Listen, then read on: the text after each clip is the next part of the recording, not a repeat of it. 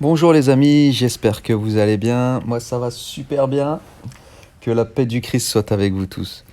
Alors, ce soir, une petite vidéo en fait pour prouver ou pour développer l'idée que pourquoi le christianisme est la seule vraie religion, notamment la religion catholique.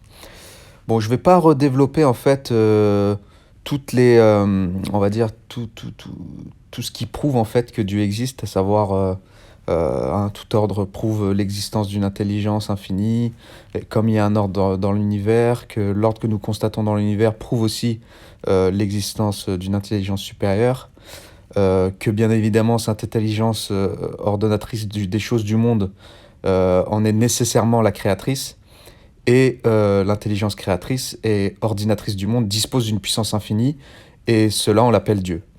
Donc pour tous ceux qui sont croyants, je pense qu'il n'y a pas de... Enfin voilà, il y a même pas de... Il n'y a pas de débat là-dessus. Dieu existe. Maintenant, à savoir quelle est la vraie religion.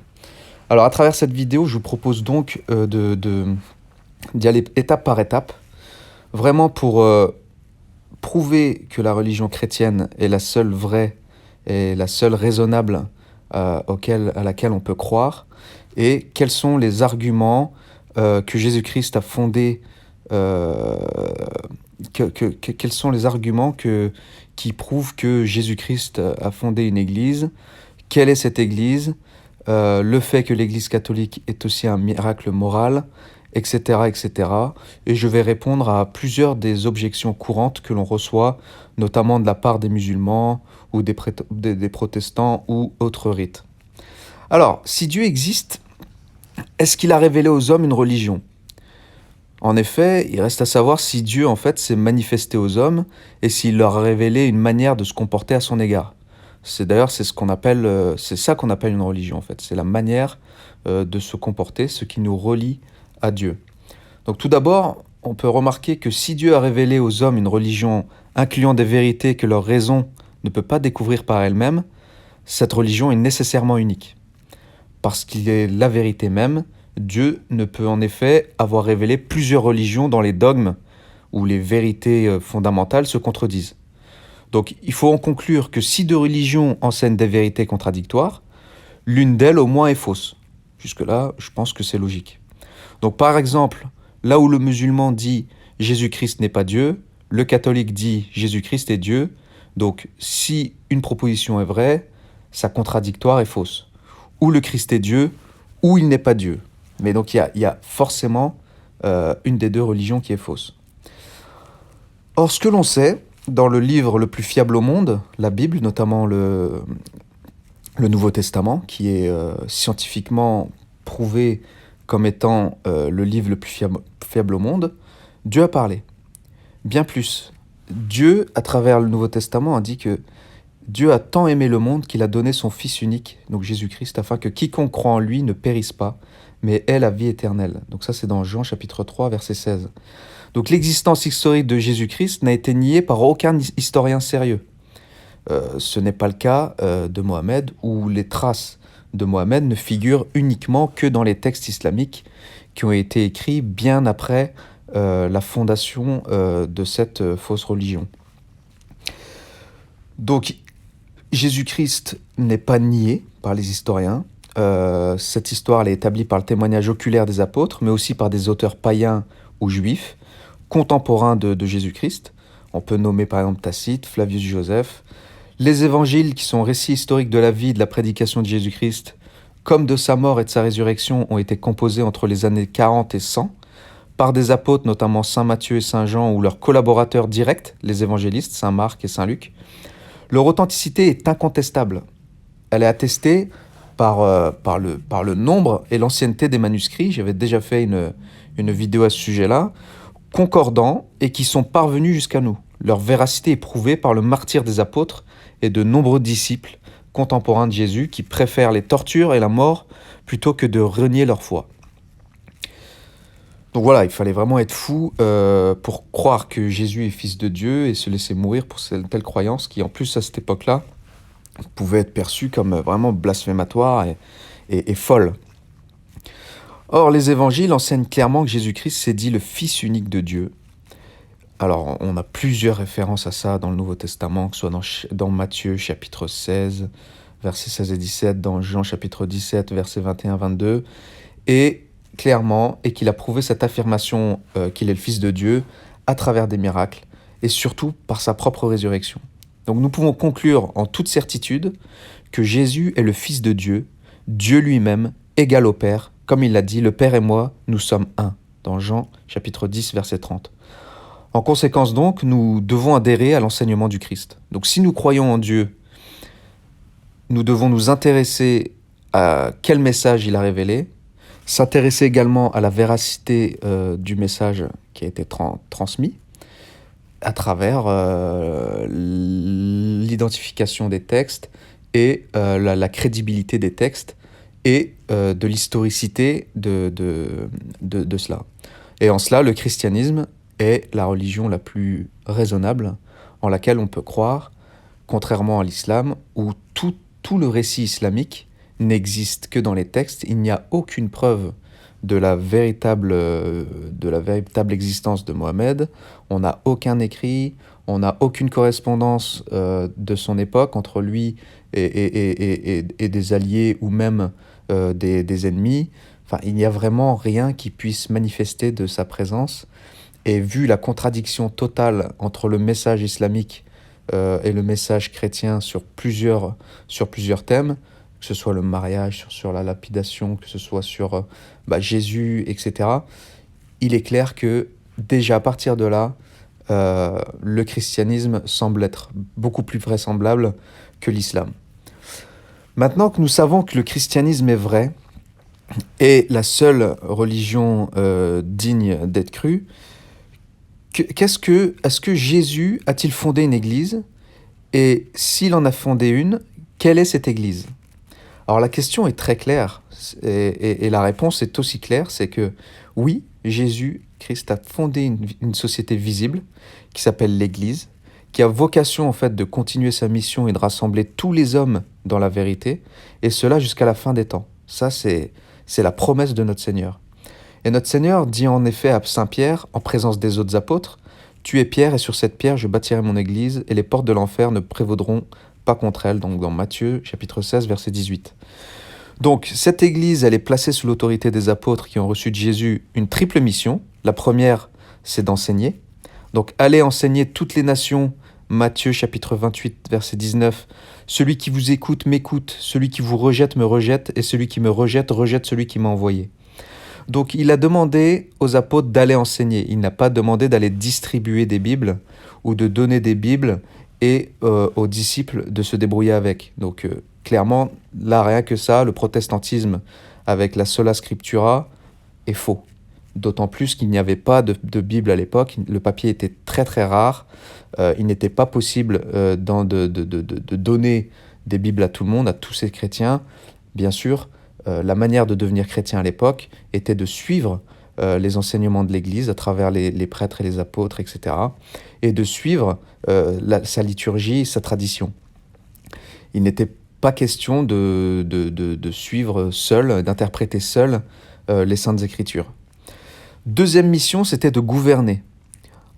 Et Jésus a dit « Tout ce que vous aurez lié sur la terre sera lié dans le ciel, et tout ce que vous aurez délié sur la terre le sera aussi dans le ciel. » Donc dans Matthieu 18, verset 18.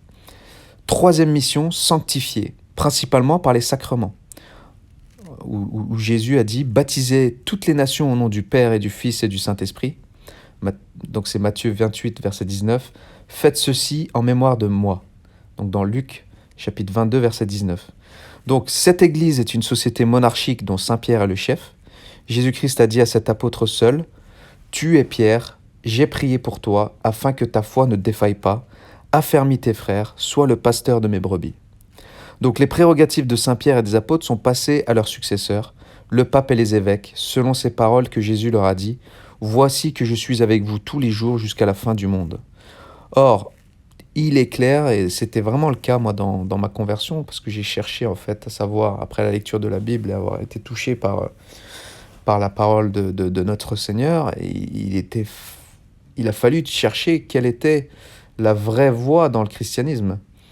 Et ce qui fait que, et moi, pour moi, le miracle de l'Église catholique est tellement incroyable que je n'ai pu que adhérer et donner du crédit en fait à cette Église, parce que seule l'Église catholique conserve tous ces éléments caractéristiques de l'Église du Christ. Et en premier lieu, la soumission au pape, et ça on va le voir un petit peu juste après. Donc, premièrement, l'existence de l'Église catholique est un miracle. C'est un miracle moral. Le credo de Nicée de Constantinople, qui est un des principaux témoignages de la foi de l'Église primitive, énonce cette formule que les catholiques du monde entier répètent chaque dimanche à la messe: Je crois en l'Église une, sainte, catholique et apostolique. Ça fait 2000 ans qu'on le répète. Ces 4 remarques se retrouvent aujourd'hui uniquement dans l'Église catholique romaine, ce qui, après 2000 ans d'existence, constitue clairement un miracle moral. Oui, car en effet, toutes les autres religions ont 1000 chemins. L'islam s'est divisé en 1000 chemins. Euh, il n'y a plus, enfin, il n'y a plus du tout, il n'y a pas de cohérence, il n'y a pas d'unité, il n'y a pas d'enseignement commun à travers le monde. Et seule l'Église, en fait, est une. Et ça, c'est vrai, elle est une parce que l'Église catholique, par sa doctrine, en fait, est une. Les fidèles de toutes les nations professent le même credo. L'objet de la foi est le même pour tous. Ce sont les vérités proposées comme telles par le magistère de l'Église, et on peut avoir une vue générale de ces vérités en consultant notamment le catéchisme de l'Église catholique qui a été publié en 92, de celui de Jean-Paul II. Vous avez aussi le catéchisme de Saint Pie X, le catéchisme de Concile de Trente que je vous recommande. Ce sont 3 très bons catéchismes. L'Église catholique est aussi une par son gouvernement. Le collège des évêques, qui est actuellement au nombre de plus de 4000, tire son unité de l'union avec le pontife romain, le pape, vicaire de Jésus-Christ. Cette unité contraste avec les divisions que l'on observe dans les autres confessions chrétiennes. Et il y a plus de 15 églises orthodoxes, c'est-à-dire indépendantes, et plusieurs centaines de confessions se réclamant du protestantisme, et qui sont très divisées en matière de dogme et de morale. Donc voilà, pour moi, je n'avais pas quitté la secte islamique pour me retrouver dans dans une religion dans laquelle il y a 1000 chemins et 1000 façons d'interpréter les choses, hein. Comme dans l'islam, où vous passez d'une mosquée à une autre, ben, c'est un peu comme chez les pasteurs protestants, ben, il y a un imam qui va dire telle chose, l'autre qui va dire autre chose. Chacun interprète le Coran et les textes islamiques à sa guise. Bon, voilà, c'est ce qui génère également des dérapages et des catastrophes, d'ailleurs, au nom de soi-disant de Dieu. L'Église catholique, elle est sainte. Là, je reprends encore un des termes du credo. Tous les hommes instruits reconnaissent la haute sainteté de la morale catholique, même ceux qui se disent incapables de s'y conformer. Croyez-moi, moi, le jour où j'ai lu les pages du magistère de l'Église catholique, en voyant, par exemple, les passages de la théologie morale, etc., il est clair et net que c'est la seule religion au monde qui respecte à 1000% le droit naturel, c'est-à-dire la vie, dans toute sa, dans toute sa splendeur. Que ça va de la morale sexuelle qui exige de respecter les fins de la relation sexuelle, c'est-à-dire la procréation, l'union du couple, et, et, et donc le fait de continuer en fait à travers nous comme étant instrument de Dieu, bah de continuer sa création. Or, toutes les autres religions arrivent à s'arranger. Dans l'islam, le coït interrompu est possible, ce qui est une offense à Dieu terrible, parce que c'est comme si on décidait à sa place de créer un être ou pas. Donc, c'est-à-dire on coupe on coupe l'état premier, enfin, la, la- en interrompant une relation sexuelle, un coït, on brise en fait la fin première qui est la procréation. Et c'est comme si on faisait un gros doigt d'honneur au bon Dieu en lui disant, bah écoute, c'est moi qui gère la création, c'est plus toi. Donc c'est très logique. Par rapport au protestantisme, c'est pareil. Il laisse en fait, la théologie de ce point de vue-là est beaucoup moins aboutie. C'est un petit peu un catholicisme light ou rendu light, parce que bien évidemment, l'Église catholique, ça n'arrange, est faite pour rendre honneur à Dieu et non pas pour rendre honneur à l'homme. Et c'est par le biais de la grâce que l'homme peut accomplir et honorer Dieu à travers les sacrements et accomplir ses commandements. Donc ça, c'est vraiment un argument qui m'a vraiment confirmé que l'Église catholique était vraie, et également la sainteté héroïque chez les saints canonisés, proclamée telle que par le pape, en fait, après un examen qui est très sérieux. Lorsqu'on le regarde un petit peu la vie des saints, on se rend compte que ce sont des hommes et des femmes qui, par leur sainteté, par leur exemple de vie, ont bouleversé le monde, ont fait des miracles, et forcément, il y avait Dieu derrière. Donc de nos jours encore, de nombreux fidèles dans le monde manifestent une vertu héroïque jusqu'à même accepter le martyre pour l'amour du Christ et la fidélité à son Église. Donc la sainteté est ordinaire dans un très grand nombre de prêtres vivant dans le célibat, de religieux, de religieuses observant des vœux de pauvreté, de chasteté, d'obéissance, et chez de très nombreux laïcs également. Donc aucune autre société ne possède autant de marques de sainteté, et là, franchement, c'est également un miracle moral. Alors catholique, l'Église romaine est catholique, c'est-à-dire qu'elle est universelle, elle s'étend au monde entier, plus d'1 milliard de fidèles, elle est indépendante des pouvoirs politiques, ce qui lui est aussi particulier. Donc cette conjonction d'une telle unité et d'une telle universalité, donc cette catholicité, dépasse en fait toutes les forces humaines. Je ne connais aucune institution au monde qui a plus de 2000 ans. Vous regardez les entreprises, qui sont également des institutions humaines, il est rare qu'elles dépassent 1 ou 2 siècles. Également des écoles, etc. On n'a aucune institution humaine n'a persévéré autant de temps que l'Église catholique. Donc, clairement, c'est également un signe très très fort de miracle et de crédibilité, et on voit là vraiment la promesse de notre Seigneur Jésus-Christ. C'est-à-dire que autant la chrétienté, à savoir la terre chrétienne, n'a jamais existé partout, tout le temps dans le monde, à savoir par exemple comme dans l'ère chrétienne de France par exemple, où il y avait des chevaliers, où le pouvoir était dominé par l'Église, etc. La chrétienté peut disparaître, et a notamment disparu en France, mais l'Église catholique perdure. Et elle perdurera jusqu'à la fin des temps, comme nous l'a dit notre Seigneur Jésus-Christ. Donc en effet, plus les membres d'une société sont nombreux et différents, plus son unité est difficile à réaliser. Or, malgré de profondes différences de langue, de civilisation, de culture, en dépit de l'attachement des hommes à leur opinion particulière, eh bien les catholiques des diverses nations professent toujours le même credo. Malgré des pressions et influences diverses, l'Église romaine garde son unité hiérarchique. C'est là un signe de l'intervention divine qui seule peut produire et conserver une telle unité au milieu d'une si grande diversité. Bien sûr, comme je vous l'ai dit, les autres religions n'ont pas une telle universalité jointe à une telle unité. Donc ensuite, elle est apostolique, l'Église catholique. Elle est apostolique parce qu'elle est fondée sur les apôtres, témoins choisis et envoyés en mission par le Christ lui-même. Elle garde et transmet avec l'aide du Saint-Esprit qui habite en elle l'enseignement, donc le bon dépôt de la foi. Les églises et confessions protestantes et l'Église anglicane ont perdu la succession apostolique, en cessant notamment de conférer validement aux évêques l'ordination qui les relie aux apôtres. Quant aux églises orthodoxes, elles ont bien conservé une succession apostolique, mais elles refusent la soumission due au pontife romain, dont elles ne reconnaissent pas l'autorité suprême. Donc ces confessions possèdent des éléments de sanctification qui proviennent de la part de vérités révélées qu'elles ont conservées, comme on peut voir dans le Concile de Vatican II, dans Lumen Gentium, numéro 8, mais elles présentent des déficiences dogmatiques et morales venant de leur rupture historique avec la tradition vivante. C'est pourquoi on doit prier pour que tous viennent à l'unité catholique, pour qu'il n'y ait qu'un seul troupeau et un seul pasteur, comme nous l'a dit notre Seigneur Jésus-Christ dans Jean chapitre 10, verset 16. Donc l'apostolicité de l'Église catholique se manifeste aussi par son expansion missionnaire et par l'héroïsme de tous ceux prêtres, religieux et laïcs, qui travaillent à gagner les âmes au Christ dans les continents récemment évangélisés, notamment en Afrique et en Asie, sans autre espoir de récompense que le royaume des cieux. Ensuite, on a aussi les miracles physiques, qui confirment que le catholicisme est la vraie religion.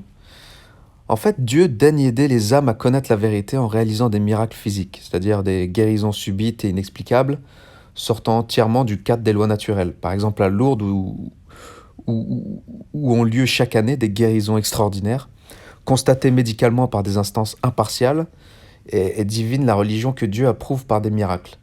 Donc l'Église catholique proclame constamment qu'elle est gardienne de la parole révélée par Dieu.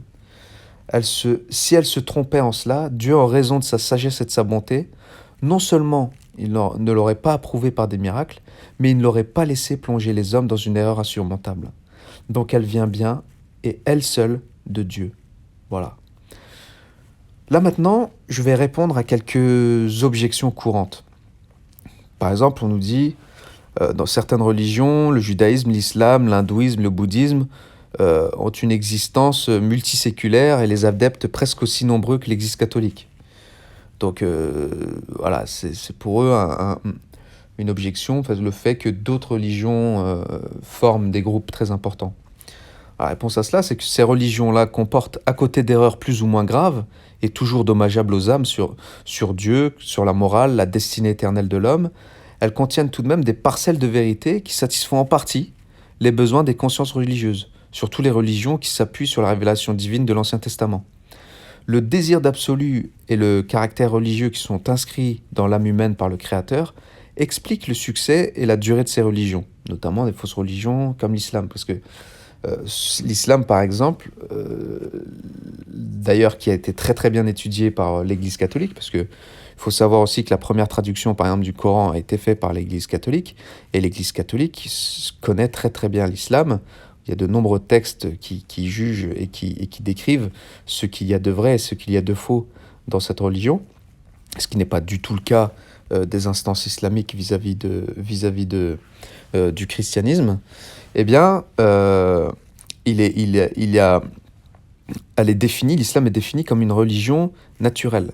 C'est-à-dire, c'est une foi naturelle. Croire en un Dieu et un prophète, c'est-à-dire que l'homme, par sa raison et son intelligence, peut accéder à cela. Et dans son fort intérieur, en obéissant à sa conscience, obéit à Dieu. Donc ça fait plus de 4000 ans qu'on croit en Dieu. Et bien avant même les premières révélations, les hommes croyaient en Dieu. Ça n'a pas été très difficile pour eux de deviner qu'un Dieu existe, qu'un créateur existe en fait. Je pense que c'est même le contraire qui n'est pas naturel. Donc la foi est naturelle. Donc c'est ce qui explique le succès et la durée de ces religions. Mais il ne faut pas se dissimuler par ailleurs le rôle du diable, en fait aussi, qui s'efforce d'égarer et de séduire les hommes, et y réussit trop souvent à cause de la complicité qu'il trouve en eux, à la suite du péché originel notamment. Des religions à la morale moins austère que le catholicisme et qui pactisent plus ou moins avec les vices, sont assurées de faire beaucoup plus d'adeptes, surtout si elles sont appuyées par le pouvoir civil, ce qui est le cas de beaucoup de pays musulmans qui s'appuient sur l'islam pour asseoir leur pouvoir, et ça en fait beaucoup d'adeptes aussi parce que l'islam, notamment pour les hommes, est est très attirant. Ils peuvent avoir plusieurs femmes, ils peuvent divorcer. L'essentiel n'est de pas avoir plus de 4 femmes en même temps. Enfin voilà, c'est une religion qui s'arrange en fait avec les commandements et les principes même que Dieu a donnés à travers son Église catholique 600 ans auparavant. Donc Dieu ne peut pas se contredire. Donc il y a un seul Dieu, une seule religion et une seule Église. Donc le nombre plus ou moins élevé de leurs fidèles n'est pas un critère de vérité. Voilà, nous pouvons prier pour que Dieu, dans sa miséricorde et par les mérites de la passion de Jésus-Christ, daigne éclairer, guider vers lui et conduire au salut éternel les hommes qui ignorent l'Évangile et qui, sous l'influence de la grâce divine, cherchent la vérité d'un cœur sincère, en s'efforçant d'obéir à la volonté divine, connue par leur conscience. Il y a aussi de grandes questions que beaucoup de gens se posent, notamment les personnes qui ne croient pas du tout, c'est de se dire, il y a dans le monde beaucoup de souffrances et de maux, comment un Dieu infiniment bon le permet-il ? La réponse, elle est assez claire, c'est qu'il n'y a pas un trait du message chrétien qui ne soit pas, pour une part, une réponse à la question du mal. Dieu nous a créés pour être heureux, et il nous a élevés à l'état surnaturel dans le dessein de nous rendre à jamais participants de sa béatitude infinie. Mais l'accomplissement de ce dessein d'amour du Créateur suppose chez l'homme la liberté. Et c'est librement que nous devons aimer Dieu, avec le secours bien sûr indispensable de sa grâce. Or, nos premiers parents, Adam et Ève, abusant de leur liberté, ont désobéi à Dieu et à l'instigation du diable. Donc ils ont voulu être comme Dieu, mais sans Dieu et non pas selon Dieu. Donc c'est le péché, ce qu'on appelle le péché originel. Donc le premier péché, transmis à tous les hommes par voie de génération, qui a entraîné des conséquences tragiques. La perte de l'état de sainteté et de la justice originelle, ça a généré aussi de l'ignorance, la concupiscence. Le péché a désormais régné dans le monde, et avec lui ses conséquences, la souffrance, la mort, tous les maux qui existent dans le monde. Dieu, dans sa sagesse et sa bonté infinie, a permis cela. Il ne le veut pas, mais il l'a permis.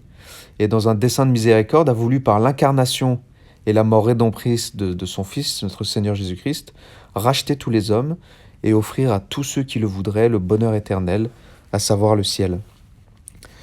Donc la rédemption accomplie par Jésus-Christ ne supprime pas la souffrance ni le mal, mais transfigure les épreuves en donnant aux hommes les grâces nécessaires pour les surmonter et pour remporter ainsi une victoire éclatante et définitive sur le démon.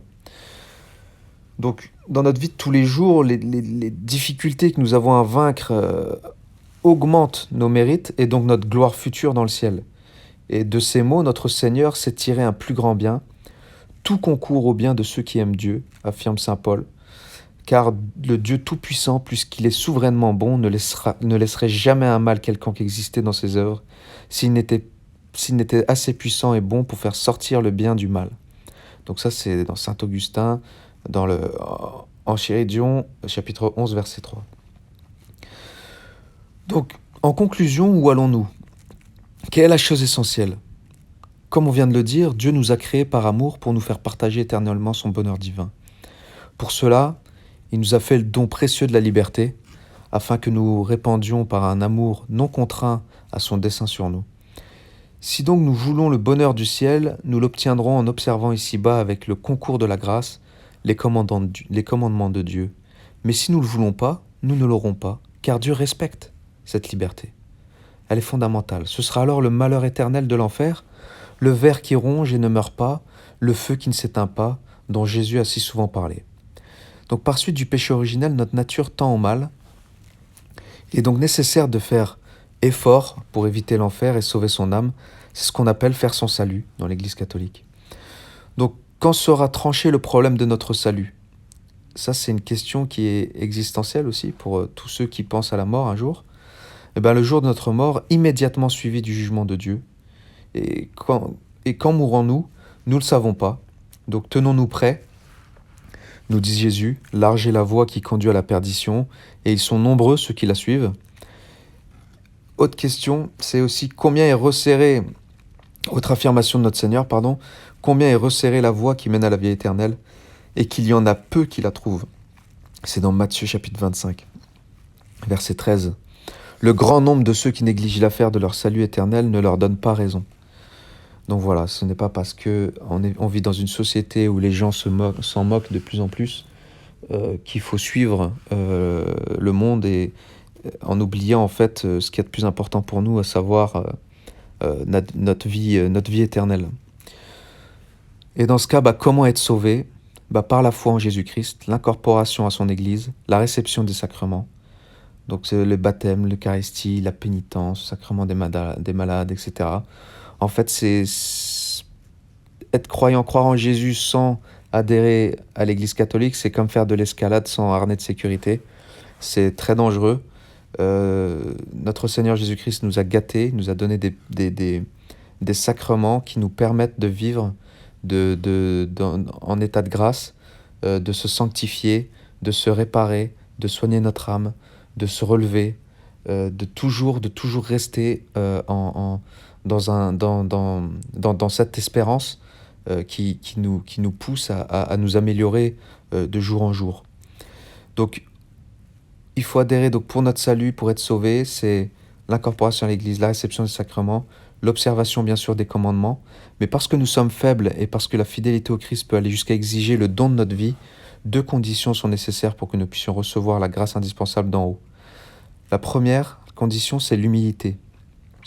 C'est le fondement même et la gardienne de toutes les vertus.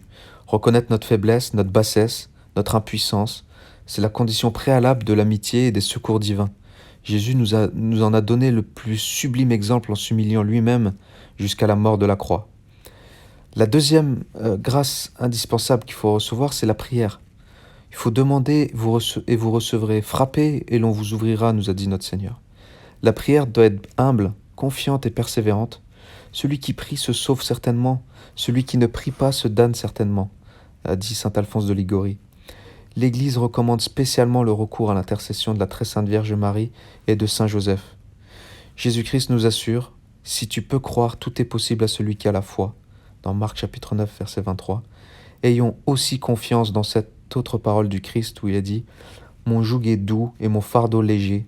Et comme nous le recommande saint Benoît, ayons soin de ne jamais désespérer de la miséricorde de Dieu. Voilà.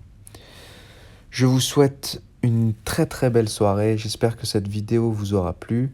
Et je vous dis à une prochaine pour un autre épisode. À très bientôt. Au revoir.